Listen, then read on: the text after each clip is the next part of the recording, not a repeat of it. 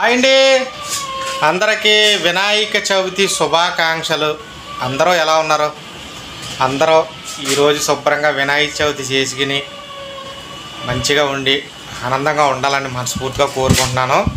నేనైతే బాగానే ఉన్నాను. పొద్దున్నుంచి ఒక వీడియో చేద్దామని నిన్నటి నుంచి అనుకున్నా కూడా నాకు ఇలాంటి టైంలోనే కొంచెం ఒత్తిడి పని అవుతుంది. మరి వినాయక చవితి మీరు ఎలా చేసుకున్నారో తెలియదు, ఎలా చేసుకుంటారో తెలీదు. మేమైతే మా చిన్నప్పుడు వినాయక చవితి ఎలా చేసుకునేవాళ్ళం అంటే అబ్బాబ్బా ఓ రకంగా ఉండేది అనమాట. వినాయక చవితి వస్తుంది అనిపించుకుని ఇంకా 10 రోజులు 15 రోజులు ముందు నుంచే గొప్ప అడావిడి. ఏంటి అడావిడి అనుకుంటున్నారు? ఎక్కడ ఎలం చెట్టు ఉంటే అక్కడ, ఎక్కడ రంబాల చెట్టు ఉంటే అక్కడ, ఎక్కడ జాన్ చెట్టు ఉంటే అక్కడ, నారిన చెట్టు ఉంటే అక్కడ వెళ్ళటం తెంపుకొచ్చేయటం. ఎందుకు అనుకుంటున్నారు? ఇప్పుడు పాలవెల్లి అంటాం కదా, పాలవెల్లి ఒక పందిరిలాగా ఉంటుంది. పాలవెల్లి అది కట్టనాకే వారం ముందు నుంచే మేము రెడీ అనమాట.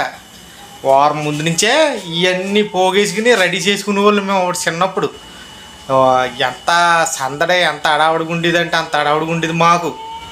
ఒక్కరోజు ముందు శుభ్రంగా గెడ ఉంటుంది కదా, గెడ బొంగు శుభ్రంగా సన్నంగా చీరి పందిరి కింద కట్టి ఒక పందిరి పాలవెల్లి చేసి మెత్తన మట్టి తీసుకుని వినాయకుని చేసి రెడీ చేసుకుని అలా పెట్టుకునేవాళ్ళం అనమాట. తెల్లారగట్ల లేచిపోయేవాళ్ళం. తెల్లారగట్ల లేచిపోయి స్నానం చేయకుండా మొదలెట్టేసేవాళ్ళం. నేనైతే మా అమ్మ చీపురు గట్ట ఎత్తలేదనుకో తిట్టివారు. అప్పుడు స్నానం చేసి అప్పుడు మొదలెట్టేవాడిని అనమాట. ఏంటి మామిడాకులు గుచ్చటం ఇవన్నీ శుభ్రంగా అలంకరించేవాడిని అనమాట. పందిరిని శుభ్రంగా అలంకరించి స్నానం చేసి శుభ్రంగా అలంకరించి మా నాన్న వచ్చి మా నాన్న బొమ్మ చేసేవాడు. మా నాన్న బాగా చేసేవాడు బొమ్మ నా మీద. నేనంటే ఏదో వచ్చిరన్నట్టు చేసేవాడిని. మా నాన్న బాగా చేసేవాడు బొమ్మ. మా బొమ్మ పెట్టి అప్పుడు మంత్రాలు చదివేవాడు. ఇలా చెప్పండి అని. నాకు రాదా వచ్చేది కాదు, చెప్పువాడిని అలాగేనా అని. మంత్రాలు చదివి అన్నీ చేసిన తర్వాత పుస్తకాలు ఉంటాయి కదా, బుక్కులు, నోటు బుక్కులు, టెక్స్ట్ బుక్కులు, వాటి మీద పసుపు శుభ్రంగా రాసి పూజ చేసేట్లకి ఇలాగా నామాలు పెట్టేవాడు. మా నాన్న పెట్టేవాడు.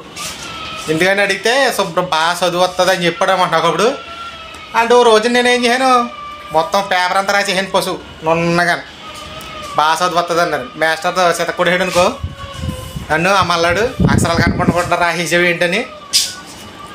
పూజ అయిపోయిన వెంటనే బెల్లపు తాలీకులు మా అమ్మ రెడీగా ఉండేది. పప్పు అన్నం, బెల్లపు తాలీకులు వాటికి ఇంకో పేరు ఉంది చెప్పకూడదు వీడియోలోను.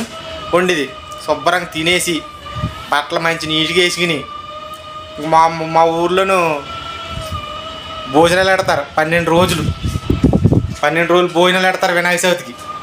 ఇంచుమించు 1500-2000 మందికి పెడతారు డైలీ అనమాట. ఇంకా అక్కడికి వెళ్ళటం, సందమాటతా కలర్ చేయటం, కొట్టుకోవటం, తిట్టుకోవటం, రావటం.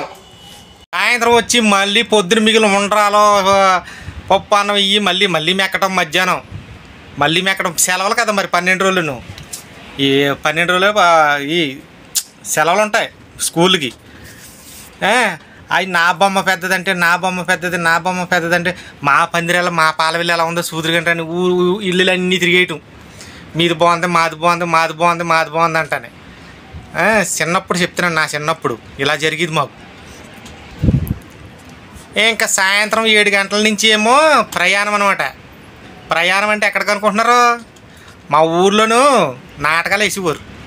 చింతామణి, సత్యహరిచంద్ర ఇలాంటి రోజుకో నాటకం, రోజుకో సినిమా, పాత సినిమాలు వేసేవారు.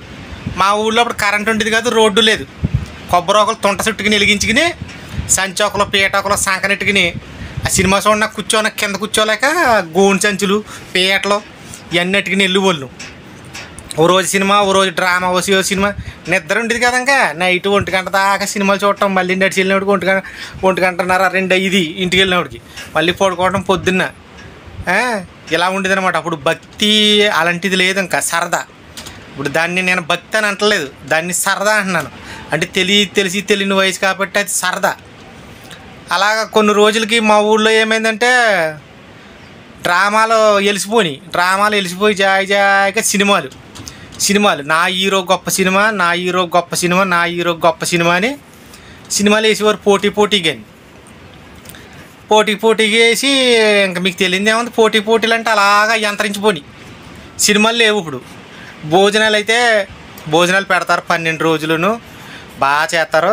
ఇప్పుడు సినిమాలు కానీ అలాంటివి లేవు. శుభ్రంగా భజన కార్యక్రమాలు పెడతారు. మరి నేను ఊళ్ళో లేను కాబట్టి నేను చూపించలేకపోతున్నాను నాకు గుడి. మా ఊళ్ళో ఎవరైనా ఉంటే వీడియో పంపితే చూపించును.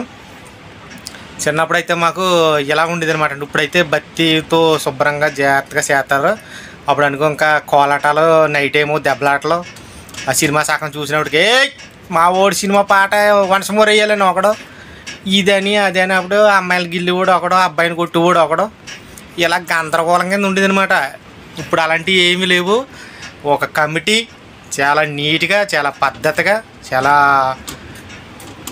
ఓ పద్ధతిలో నడుస్తుంది. ఇంచుమించు బాగా జరుగుతుంది. బాగా వస్తారు జనం భోజనాలకి 12 రోజులను. మేము చిన్నప్పుడు బొమ్మ చేసినప్పుడు కూడా దెబ్బలాటలు ఆడుకునే వాళ్ళం. కుర్ర వయసు కదా. నా బొమ్మకు తొండం పెద్దది ఉండాలి, నా బొమ్మకి ఉండ్రాలు పెద్దవి ఎడతాను, నా బొమ్మకి చెవులు పెద్దవి ఎడతాను అని కొట్టుకునే వాళ్ళం మేము. అది తెలియని వయసు. ఇప్పుడు ప్రస్తుతానికంటే కొంతమంది భక్తితో ఎడుతున్నారు విగ్రహాలు, కొంతమంది ఏమో సినిమా స్టైలు విగ్రహాలు, బాహుబలి విగ్రహాలు, కత్తట్టుకుని విగ్రహాలు, గాదట్టుకుని విగ్రహాలు, స్టైల్గా స్టెప్ వేసి విగ్రహాలు, ఇలాంటి విగ్రహాలు ఎడుతున్నారు. అది భక్తితో కూడిన విగ్రహాలు కాదని నేను అనుకుంటున్నాను.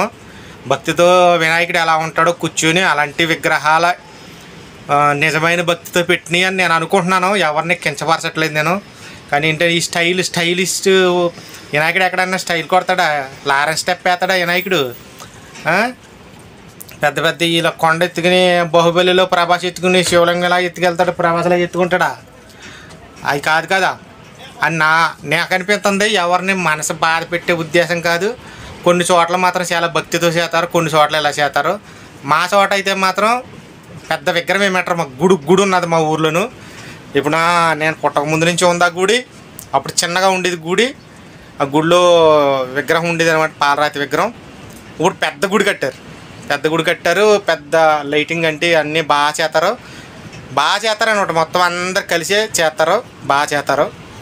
ఇదనమాట ఇలా జరుగుతుంది ఇప్పుడైతే. కొన్ని చోట్ల ఏమో 6 ప్యాక్ ఉంటుంది వినాయకుడికి, 6 ప్యాక్ ఉంటుంది, ఎంత బొజ్జు ఉంటుంది వినాయకుడికి. 6 ప్యాక్ ఎట్టి బొమ్మలు ఎడతారు. అలాంటివి తప్పు అవి మొత్తం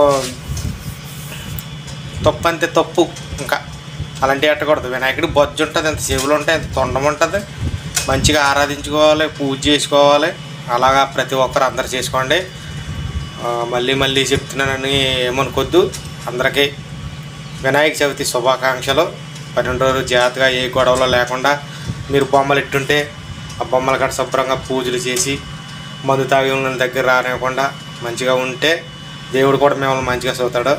ఇదంటే నాకు తెలిసింది నేను చెప్పాను. ఎవరి మనోభావాలు దెబ్బతీనకైతే కాదు. మళ్ళీ చెప్తున్నాను వినాయక చవితి శుభాకాంక్షలు. ఓకేనా మరి, బాయ్, జై హింద్.